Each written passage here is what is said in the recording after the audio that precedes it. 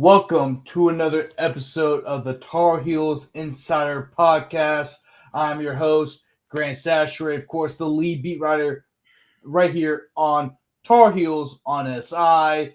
Of course, you can follow me on Twitter at Sashray Grant. You can also follow us. I'm talking about Tar Heels on SI and Twitter at Tar Heels on SI.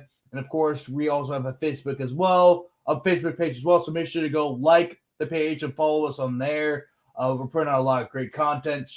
Did the second media availability day for UNC. A lot of great stuff. Of course, there was the players had an off day that day, so we didn't get to see them practice, but we got a lot of great content always from Bill.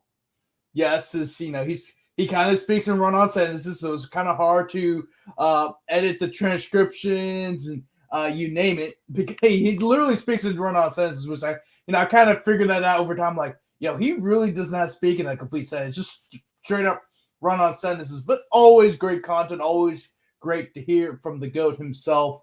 I'm not a Tar Heel fan. I'm just saying that because the man's won 6 Super Bowls. Okay, so I'm going off of that. He's the GOAT off of that. Mm-hmm. And it's over the long introduction. Here's my lovely co-host, Jeremiah Cacho, of course, everyone for Tar Heels on SI. I liked it. No. I liked it. No apologies necessary for that long intro. I wanted you to keep going, actually. Yeah. I wanted to see where you were gonna take off with the Bill Belichick tangent. Yeah, it wasn't a Bill Belichick tangent. He just speaks his run-on sentences, bro. It's just kind of funny. Like, thing is, his son speaks, Steve. He speaks in the same cadences, but it's complete sentences. Oh, yeah, exactly. He's easy to transcribe. Bill, you can't, you have to edit a whole lot because it's like, I think, like, every other, 3 words. So you're like, this dude literally speaks like a California Valley girl, bro. Like, he really does. If you put his words and gave it to like a chick from like Orange County, it's no different. It's literally no different. But he speaks in a monotone, kind of logical, but philosophical, and like we're in the car together, and you said like he literally sounds like a history teacher.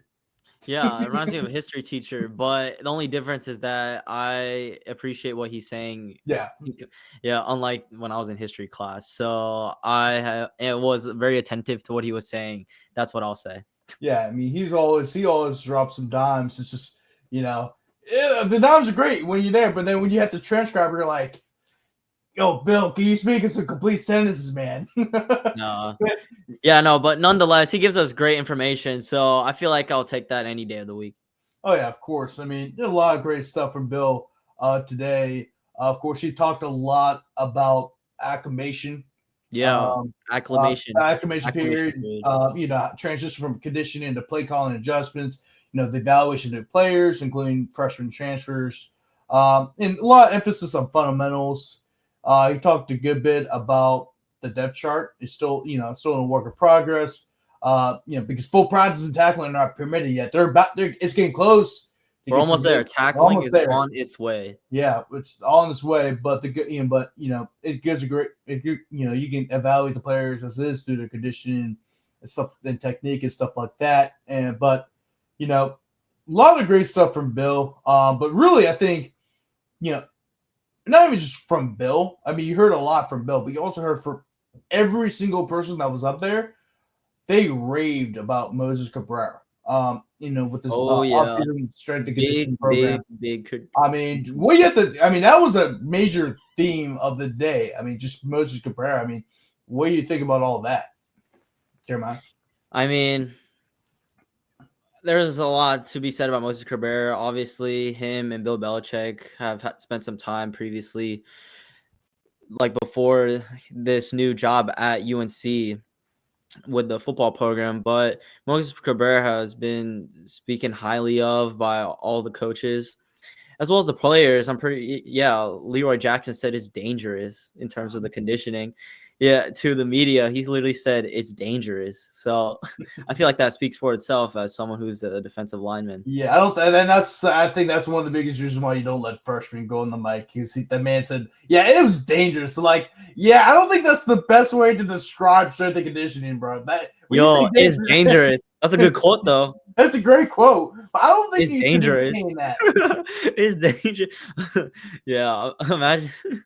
Yeah, but yeah, no, but lots of great stuff though. Moses Cabrera is definitely going to be very, very impactful for this team. I mean, last media availability, we heard about Caleb Hood losing 10 pounds. He looked a lot lighter. He expressed about it himself while speaking to the media today. Leroy Jackson had the same sentiment, saying that he feels a lot better. So Moses' work is changing the bodies of the players, and in the long run, that's only going to allow a lot more snaps to come with high intensity strength and energy. So whatever it takes for Moses Cabrera to just whip the players up into shape and be ready for the first game on September 1st.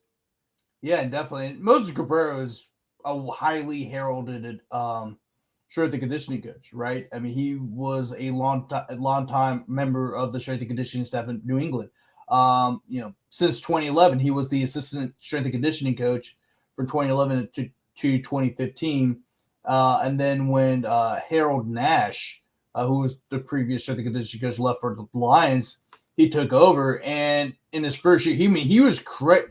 He got a lot of praise, and that was because the Patriots had the fewest amount of players placed on injured reserve throughout the 2016 NFL season. Of course, the 2016 NFL season was the year the Patriots won their fifth Super Bowl. That was the 28-3 comeback over the Falcons. So that was that same year. And remember also that year. Remember the first 4 games the Patriots did not have Tom Brady. Mm-hmm. Yeah, and that probably cost him an MVP award that year because he didn't play in the first 4 games due to the aftermath of Deflategate. But Moses Cabrera is a highly regarded figure when it comes to strength and conditioning. And you've seen everyone gave praise to him, and it's no secret. I mean, if you want to talk about a guy, and a lot of people, I think Steve Belichick's, of course, Bill was going to hire Steve, right? I mean, Steve is his son. Also, Steve's a really good defensive play caller. I mean, yeah, his numbers at Washington speak for itself. Yeah, I mean, look. And I know a lot of people say, well, he's a Nepo baby. Okay, well, when he was with the Patriots, I think 3 or 4 of the 6 years he was in New England, they had a top 10 defense. And then, for the first time, really, I think for the first time in his career, when he went to Washington, talking about the University of Washington, the Huskies had, that in 2023, a year they went to the national championship, they actually had one of the worst defenses in the country. And then a year later, when Steve Belichick takes over the defense, they were a top 30 defense nationally and had the second best pass defense in the country. And I know I've said that a lot and keep beating that drum, but Steve Belichick, if you replace Belichick and put Johnson, like he would be a hot name. Just I think with Belichick, you think of Bill and he's the son and blah blah. But he's actually a really good defensive play caller. And then, and then Freddie Kitchens. Look, I know Freddie Kitchens had his issues in the NFL later on, but Freddie Kitchens is an experienced play caller. He's been a part of NFL offenses. This is actually his 3rd year on the staff currently. He knows the players on the offense, and yes, this is his first time calling plays in a full-time role since I think he was actually, I don't think he ever had a full-time role as calling the plays. He was like an interim offense coordinator, and then I think he called plays when he's that coach Cleveland. But I mean, he's a good hire, but there's some, of course, near the end during his time in the NFL, it kind of ran awry. But if you want to look at an important hire, I mean, the most important hire has to be Moses Cabrera. I mean, it has to be. I mean, you got a guy who is the head strength and conditioning coach of 3 Super Bowl teams. 3. Yeah. So, I mean, it doesn't get greater than that. I mean, his resume speaks for itself. He's worked with Bill Belichick in the past. That speaks for itself as well. I mean, the players are already saying that their bodies have changed. Caleb Putnam and Leroy Jackson. I mean, I'm pretty sure all their bodies have changed through what they have been put through. So, and to quote Leroy Jackson, is dangerous. Yeah, I don't know how many times I'll say that, but that's really memorable.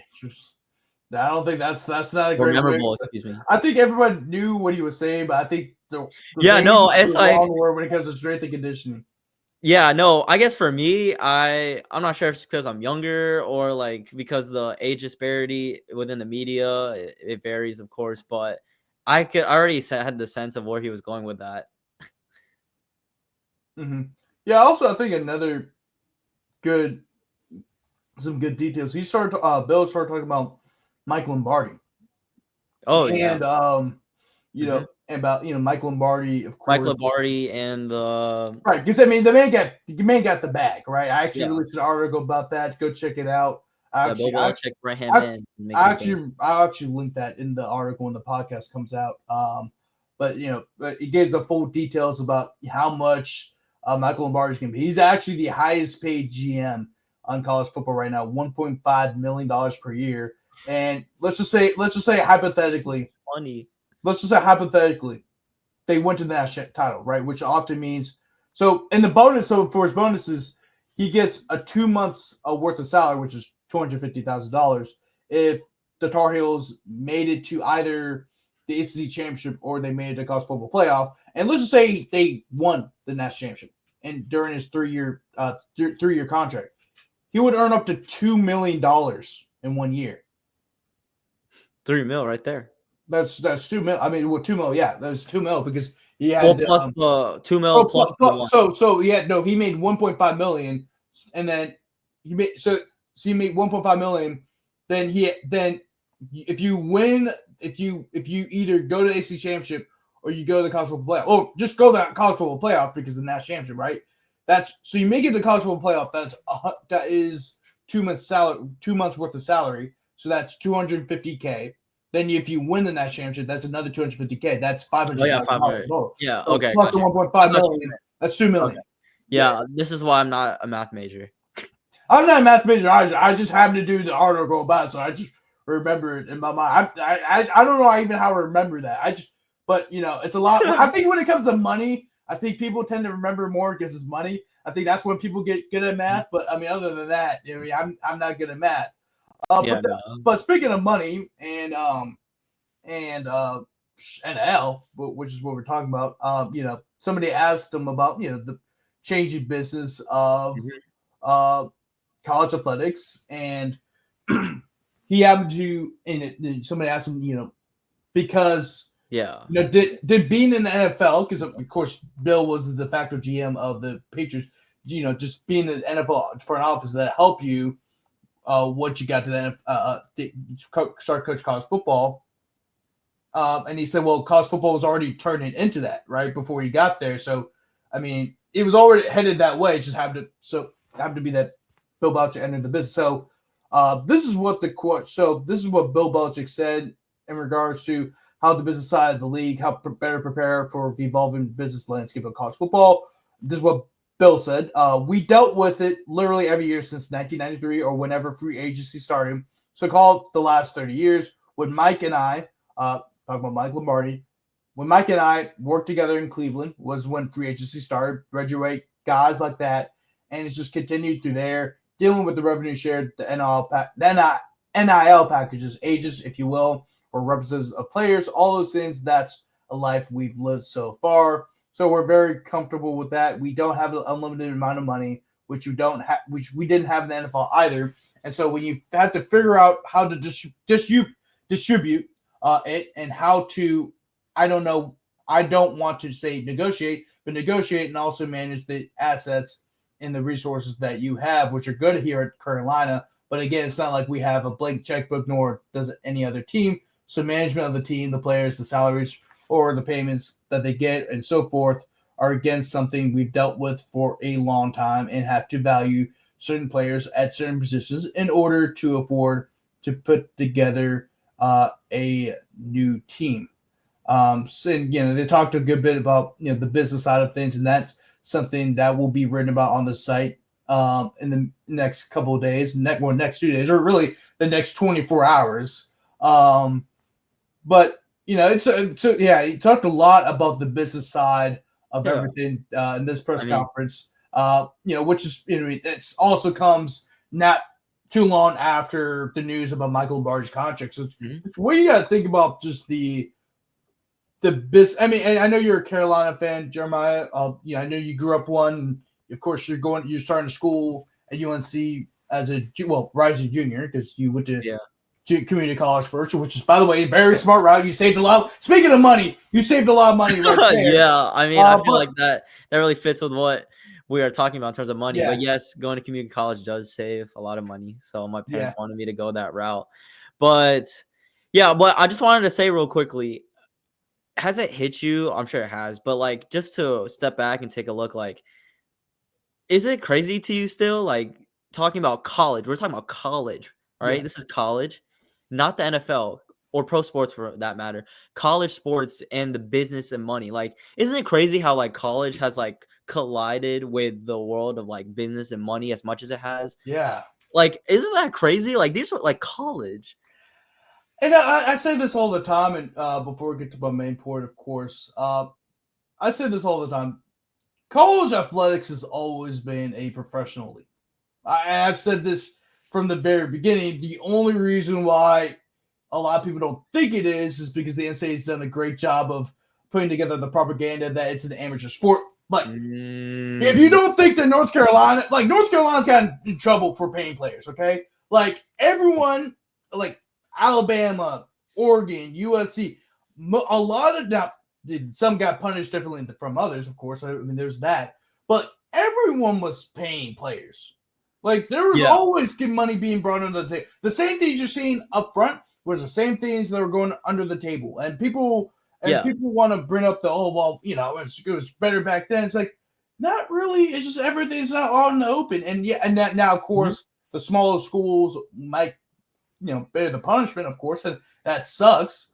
And of course, we've seen conference realignment, which I'm not a big fan of in terms of like the travel and the ruining of rivalries and there's no connection in terms of geography. Exactly. 3 West Coast teams playing in the ACC. Yeah, I mean, Stanford and Cal had nothing in common with the University of the ACC other than maybe academic excellence.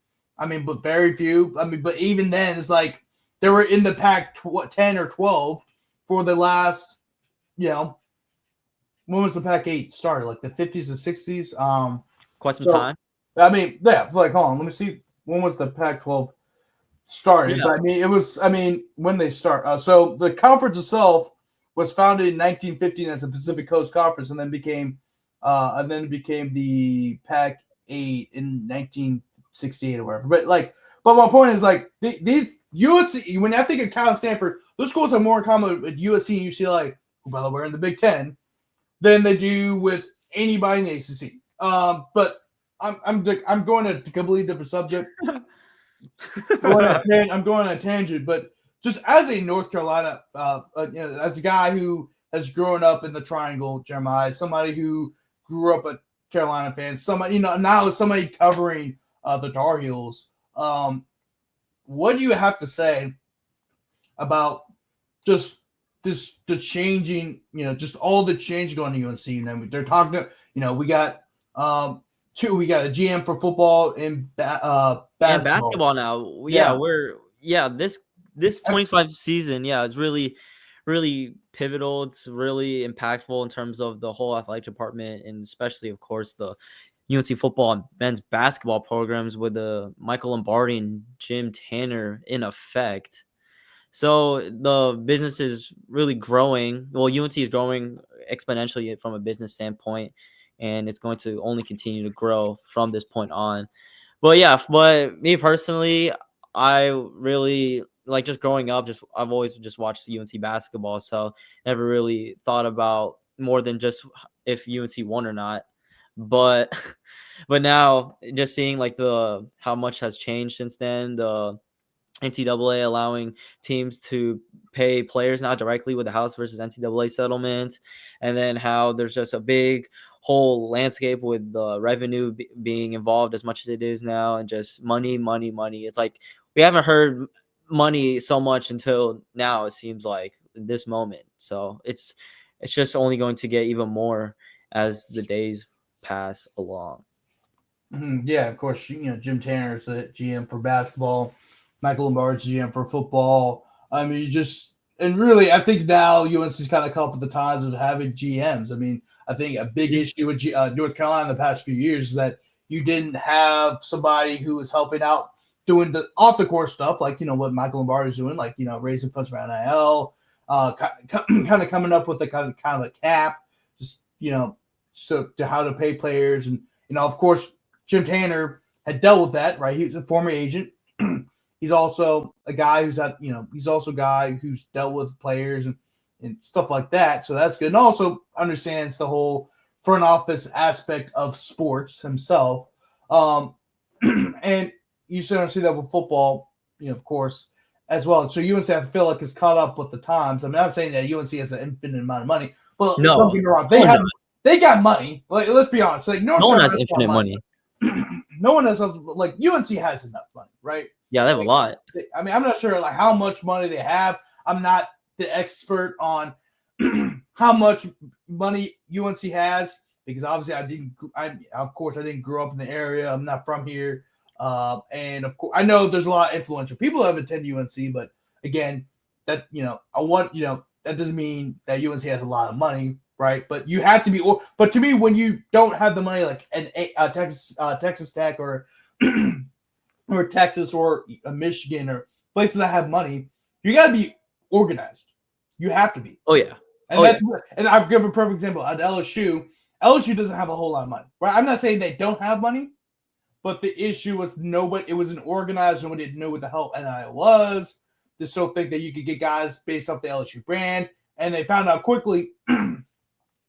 Late last season, oh wait, yeah, NIL is kind of important. Maybe we should start investing in NIL. Yeah, no shit. And the funny thing is, there was a collective, right? It's called the Bayou Traditions. I know I've turned this into an LSU podcast. I don't know why, but I think it's good. No, it all fits. It all fits. I think it's good context for UNC fans to kind of give an understanding. It fits. It fits. So, what was the number? So the collective. You could actually donate money. Anybody could donate money to the collective, but nobody marketed out to fans. Hey, if you donate $10 monthly, it could raise money. Nobody knew you could just get straight to give money to the collective. Everyone thought that was a booster thing, and so everyone found out about it. I was like, and I just found out about it too. And I covered LSU. I'm like, yo, how do they not market this to people? Like, and LSU fans love LSU. They would have donated an arm to support LSU. Right? Oh yeah, no, I know. I know this can't start talking about LSU, but that's kind of But that's the whole point of organization. That they all fits with UNC. I think UNC may even have more money than LSU. Right? I don't know the amount of people with how much money that went to UNC.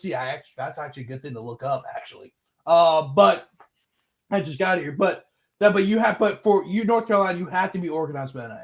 You have to. Yeah, you have to be. If you're not organized, I mean, that's going to show. Recruits are going to see that. Oh, well, this group, they're not organized on how they do things. It doesn't matter how much money you have. If you're not organized with what you're doing, that's a major turnoff for a lot of these kids. Even though they're like 6 or 7 year old kids, you got to think about. You got to think about the adults that are around them too. Yeah. Yeah, exactly. I mean, just take into consideration the high school recruits that are, especially the upcoming freshmen who are trying to secure a scholarship spot, and then like just talking deals. Like imagine being a 17, 18-year-old talking deals with a college. Yeah. It's crazy. I know. I knew it's always been like this. Now it's out in the open. But how do you think that But they're one of the biggest reasons why the NCAA had to start paying athletes, because that through NIL was because of the whole 2017-18 FBI case. That was a major story, and it started with basketball, and that's where basketball was the area where I really thought it was even worse than football because you had the shoe companies and everything like that. And right when the FBI got investigated, I'm like, okay, the NCAA needs to start paying these players because you're going to start having these issues with the FBI is not investigating it. And then they just kept fighting it, and then the Supreme Court justices, who, by the way, are very pro-corporate, right? This is one of the most pro-corporate Supreme Court justices, in American history. And they were like, yo, you guys are breaking so many labor laws, it's not even funny. And this is a very pro-corporate Supreme Court. So that's, and not to get political here, but I just want to give context for sure to, this whole thing, how this whole thing came together. Yeah, no, absolutely. And this just all goes back to money. Yeah, it's all about money. It's all about money. But speaking of money, actually not physical money, but my favorite press conference was when Mike Prefer, the special teams coordinator. Yeah, he was great. He was awesome. And I think in a lot of the very last even the very last question had came, and last question was asked, his last response was said, and he was like, "Oh, we're done. I was just getting started." He said he was having fun. So yeah, but I told you this before before the press conference. It's like, I'm not sure how long this is going to be because I'm not sure how many questions they're going to ask the special teams coordinator because it's a special teams coordinator. And I'm not sure if he had media availability back in the spring. So I think part of the thing was like, that was probably the most questions ever been asked in the press conference before. You're talking about Mike? Yeah, I do think so. Yeah. Because I mean his press conference lasted 14 minutes. It was actually decent. It was actually, I think, if I'm correct, I think it was longer than Kid. It was longer than Steve Belichick's. Yeah, it was. It was longer than Steve Belichick's. And Steve Belichick, well, I mean, he's going to be one of the most important coaches and one of the most important coordinators in college football right now because he's taking over a defense that has been historically bad, right? Yeah, I mean, and also he is Bill's son, so he's kind of a Viking hipster. He's a Viking hipster. He looks like Thor. He's a clone of Bill Belichick, except his model is basically a hipster Viking looking dude. He reminds me of Thor.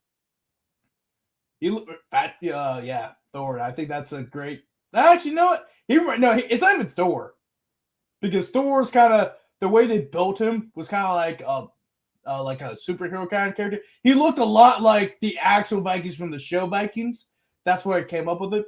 Like those like gnarly dudes, just real dudes, like real men, right? Not like some cartoon character where you have to get shredded and take a bunch of stories. No, he looks like a Viking. That's what Vikings look like. Oh yeah, they were like all these muscular guys. They were like guys who were either scrawny or they were just big dudes, and that's what Steve Belichick is. I'm not calling him that or anything. I'm saying he looks like a Viking. That's what Vikings look like. Yeah, no, he was great to hear from. And then, like, to your point about him being one of the most important defensive coordinators this coming season, keep in mind UNC allowed 70 points at home to JMU last season. 70 points. I remember. We are going to see how he can change that. I mean, and the crazy thing too is that like UNC's defense last year, I think they were in the 80s or 90s. I mean, they were not very high. I mean, they were below out. Actually, they're not bad defense, but compared to other defenses throughout UNC's history, actually, I wrote it down. Where's my notebook? Where's my notepad? But compared to other defenses, that was actually one of the better defenses, which isn't saying a lot.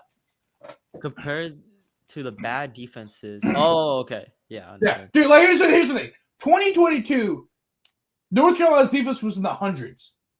And they somehow made the ACC championship. But which, of course, that's when divisions were still a thing, but you still like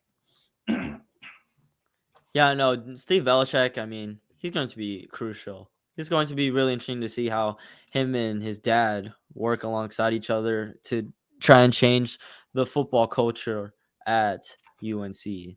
Mhm. Yeah, I'm pulling it right here. So, in total defense, North Carolina was 72nd in the country, allowing 375 yards a game, now how much did that JMU game affect their ranking? That's Maybe a a good question. lot. Yeah, that's probably 70 true. points. Hey, 70. they scored 52, which is actually Yeah, I know. It was a high scoring game. that offense. I mean, North Carolina's offense wasn't a great. It wasn't. It was a decent offense. It was an average offense, and a lot of that had to do with having Amara and Hampton at running back. Yeah, Martin But Hampton. Yeah. yeah, but like North Carolina, they were 72nd. But if you look at the past 3 years, 94th, 115th, and 94th in total defense. So it was an improvement last year, right? It was an improvement, and some of those guys, especially in the pass defense. Now the pass defense was not very good, right? But the good thing is you're bringing back experience in Will Hardy and Marcus Allen, which are two of your better defenses last year. You're bringing in more guys, and you have a guy in Steve Belichick who specializes in pass defense, and I think that's very important. When it comes to trying to improve this defense, and then also I talked a lot about this in the podcast yesterday. I also wrote an article about it, and one of the big things that North Carolina is that they're not a very physical. Actually, no, they're not a very physical team, but they're also a soft team, right? They are a finesse. Yes, they had a lot of 1,000-yard rushers. So you can say, well, that means you're a very physical team. Not necessarily. Yeah, not Because the running back. because you've had great running backs. There have been a lot of great running backs, and you've also had two of the best quarterbacks in program history in a 5-6 year span. Drake May. Yeah, and so, and you look at your defense, they're allowing a bunch of yards. That to me is not a physical team. That's a soft team. Yeah, I know. It's going to be really interesting. Physicality has been emphasized a lot, especially with the players and coaches throughout these two media availabilities. So it's going to be interesting to see how it translates on the gridiron. Yeah, that's something Austin Blasky talked about too, is physicality. And also, I'm not sure if we've talked about this too, but we have to talk about this defensive line. I mean, not the defensive line, the offensive line. This offensive line goes 8-9 deep. You want to think experience too. Yeah, and I know they're kind of going through the first team offensive line, and you didn't really get to see much in the first media availability day, and also they only did drills or whatever. But if you looked at the first team offensive line, it was Miles McVay, it was Aiden Banfield and Austin Blasky. At center, he had Crystal Kelly, and then at right, it was right tackle. I think you had left tackle Travion Green, and right tackle was Miles McVay, or vice versa. And like I said, you really couldn't see anything, but because you're only one little area in the field compared to and speaking to other media members, they had a lot more range where they could walk and view the practice. But two of the guys I did not mention were Willow Steen and Daniel King.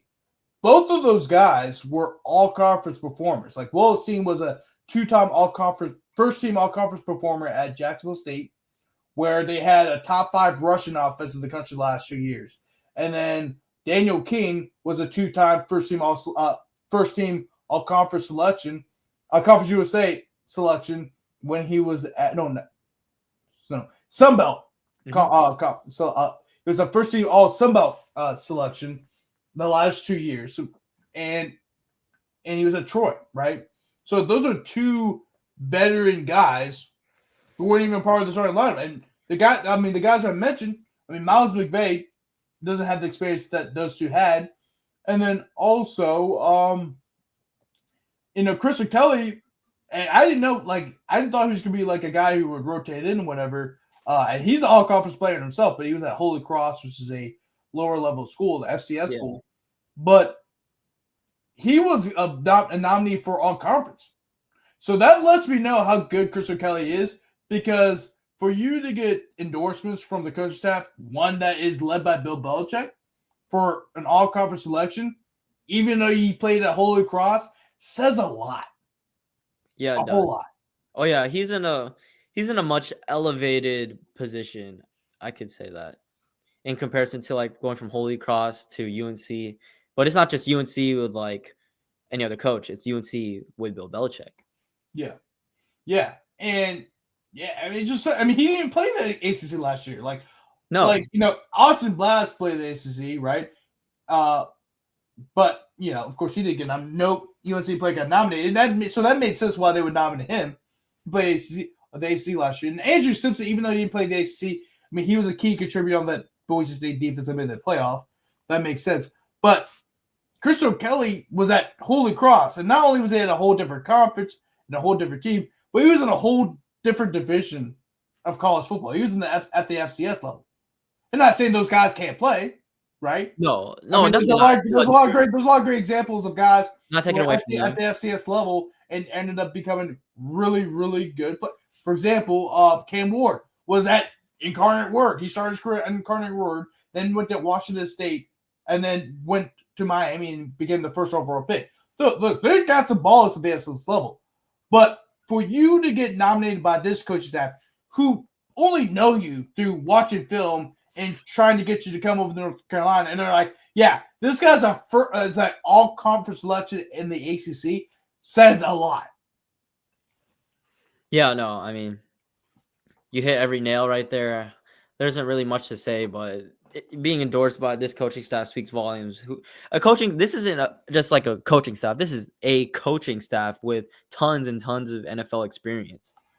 Yeah, and of course you also the offensive line is led by Will Friend. Will Friend is one of the better offensive line coaches in college football. So you mean it's just you got all these highly respected coaches. Yeah, lots of great pieces. And nominating you as an all-conference selection, of course, that speaks volume. But anyway, also they spoke a little bit about the quarterbacks. Not anything new. I mean, it's kind of stuff we've already heard, and that's stuff we'd be written about. It'd be very interesting to see how this quarterback battle goes out. Of course, there's no practice today. Hopefully, we'll get to see a whole lot next Wednesday. Because I mean, and I know the presumed starter is Gio Lopez, but I mean, Max Johnson, senior, I think is really motivated the team that he's coming back, even if he may not start. I mean, what a guy do you have as your backup? A guy who has played a whole lot of football, a guy who's thrown for nearly 6,000 yards, really a reliable guy to have in case something happens to Gio Lopez. Yeah, is he the greatest quarterback in the world? No, but he's the perfect guy to lead your program because he's experienced. He's played in the SEC, started in the SEC, and played fairly well in the SEC. Yeah, he may have dealt with some consistency issues, but he is maybe the best backup quarterback in the country. He might be. Oh, yeah, for sure. Yeah, no, Max Johnson, he definitely has experience. He has a lot of experience, especially at LSU and the Texas A&M. And then was, of course, the starter. He was going to be the starter for the entire last season, but until his injury happened. And then going into this season, fighting for a spot again, Gio Lopez is there in contention, and then the rest of the quarterback room. But Max Johnson, I mean, he's back out on the field. He's putting in the work. He expressed to the media, we could all see that he was close to crying, telling his story. And it's going to be really interesting to see what happens. Mm-hmm. Yeah, man. And, of course, hopefully we get to see more next Wednesday. Just, of course, we heard a lot from the coaches. And all the content in regards to the press conference today will be uploaded in the next 24 to 48 hours. We got a lot of work to do, Jeremiah. But, it was a great day. Just for the media, even though we didn't get to see practice, it was so great. No, even if the lack of media availability is kind of sucks, at least at the same time, the coaches are, you got a whole lot of press conferences. So I do appreciate. No, we heard from 6 different voices today. Yeah, even if there's a lack, we still got a lot of stuff out of these press conferences. A huge shout out to UNC. Bill Belichick and his coaching staff, and also Justin Wilson for doing, for saying this stuff. I know he's got to do a whole lot of stuff. He's a very busy man. The whole athletics, the whole SAD office is Brandon Faber. Brandon Faber's been great too. And I know that was also very interesting when the coaches are up. Brandon Faber is the guy who's directing it, and then when the players are up, it's Justin. I thought that was Oh, yeah. very interesting too. Oh yeah, I realized too. I just think that's how things roll, but I'm not sure if there's a deeper meaning behind Yeah. it. But Yeah, I mean, Justin's the main guy. He yeah, runs. Justin's the main guy. He's the But main yeah, contact over there. I think Brendan Faber's the guy. He kind of is the outlet for the coaches. Yeah, Justin runs the whole thing, but Brendan deals with the coaches, and then Justin deals with the players. yeah, no. But tons of great questions were asked today by all the media, and it was really cool to just speak to them, just hear what they have to say about the team and how progress is being made during fall camp. I mean, today was an off day, so it's going to be a lot that will happen throughout the rest of this week until the next meet availability, next Wednesday. Mm-hmm. Yeah, definitely. But anyway, that's gonna wrap things up for tonight. Very long podcast, but that's how 40 minutes. That was a great pod. Yeah, no. Hey, I mean, honestly, here's the thing. A lot of the pods have been short because I would say this because a lot of the pods have been solo. I think we might be the only one where we'll have of course I usually do solo, but if we have another person on, I think we're the only one that actually does that. Oh yeah, I think we're the only. No. Hondo and Ezekiel on the Las Vegas. Oh, that's true. Yeah, they do too. Yeah. They have a duo. Yeah. They have a duo. They're running duos over there. Yeah, Hondo needs somebody to talk to. I don't think Hondo likes talking to himself. No, he can talk to himself. No, he can let me talk to himself. Yeah, Hondo loves to talk. That's what I'm saying. Oh no, yeah, he's a talker. I love talking with Hondo, but Hondo appreciate you, can Hondo. talk. He can talk. Yeah, no, I always want to hear Hondo talk. Yeah, I mean, he can talk to himself, but I think I'm like that too, where I like to talk, but at the same time, it's like you want to talk with somebody else because you get tired of hearing your voice over and over again, talking to the audience, but at the same time, you feel like you're talking to yourself. So it's it's great to have somebody else on. And for sure. No, I definitely feel the same way. I would probably have the same sentiment, obviously, or well, not obviously, but of course, if the positions were flipped and I was in your shoes. But yeah, definitely talking to someone in general beyond the podcast is definitely always fun to do. So I mean, talking by yourself is good every once in a while, but I mean, it's always great to have a conversation with another person. But yeah, back to you. Yeah, no problem. Yeah, that's gonna wrap up everything. It's always great to have on Jeremiah when he's available. I can't get him all the time, but if I can get him on, I'm gonna get him on. Of course, we're gonna do this every time there's a media availability day. Like whenever there's like a major thing happen, right? Media availability, major breaking news. Not like breaking news, but like major breaking news. Like Belichick, gets hired by the Saints or whatever, right? That'll be great. That's what we're gonna bring him on the pod. We're also gonna have him for post game stuff, and so I'll be here. I'm here. I mean, you're already gonna see him quite a bit. But just right now with the summer, of course, he's getting his classes together. Oh yeah, I'm moving in. Everyone, I'm moving into my apartment next week on August 16th. So I'm going to start my first year at UNC Chapel Hill as a rising junior, majoring media and journalism. Just finished my second year at Durham Technical Community College. So here I am, and I'm just excited to work alongside Grant and ready for the first game to get underway on Labor Day. Yeah, man. All right, yeah, and that's to wrap it up. You can follow us on Twitter at SaskForget.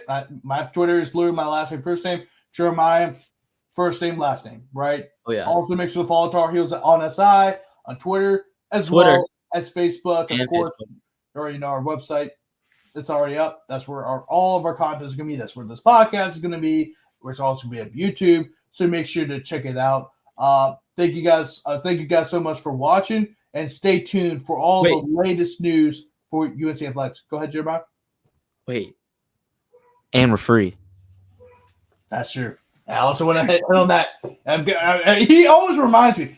And it's for free. The website's free, right? There's a lot of team sites that yes, it gets some free articles, but you got to do paywall. You have to have, but there's some articles that have a paywall. Our website is completely free. Everything's free. This podcast free. Our articles free. The press conferences free. Exclusives. That's true. Free. Caleb Sisk, our recruiting writer. Free. Sure. We got some exclusive interviews coming up soon. I got one too. Can't spoil too much. It's gonna be, I don't know, maybe a week and a half. But I got one too. Guess what?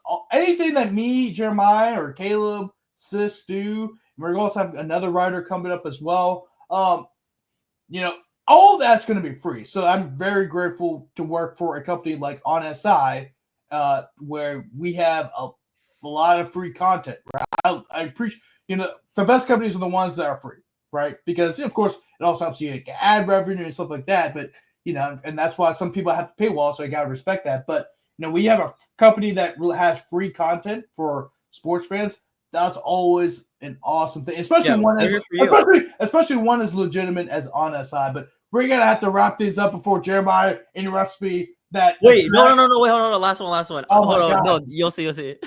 No, I just want to say, shout out to Jackson McCurdy, our photographer. That's true. And Jackson McCurdy, dude, we're gonna shout him out. But before Jeremiah interrupts me again, before we end this, I'm trying to end this. He keeps wanting to show. You're like Mike. You Mike Prefer need to start a podcast because he guys won't stop talking, and we're trying to end it. All right, we're gonna. I will see you guys later. If you want, make sure to stay up to date for all the latest content in regards to the UNC athletics for On SI, and I'll be back here tomorrow. Jeremiah will be doing this thing, but I'll be back to solo, and then we'll have on Jeremiah once again sometime later. Can't confirm it, but we'll have him on later. But thank you guys so much for watching. I'll see you guys later.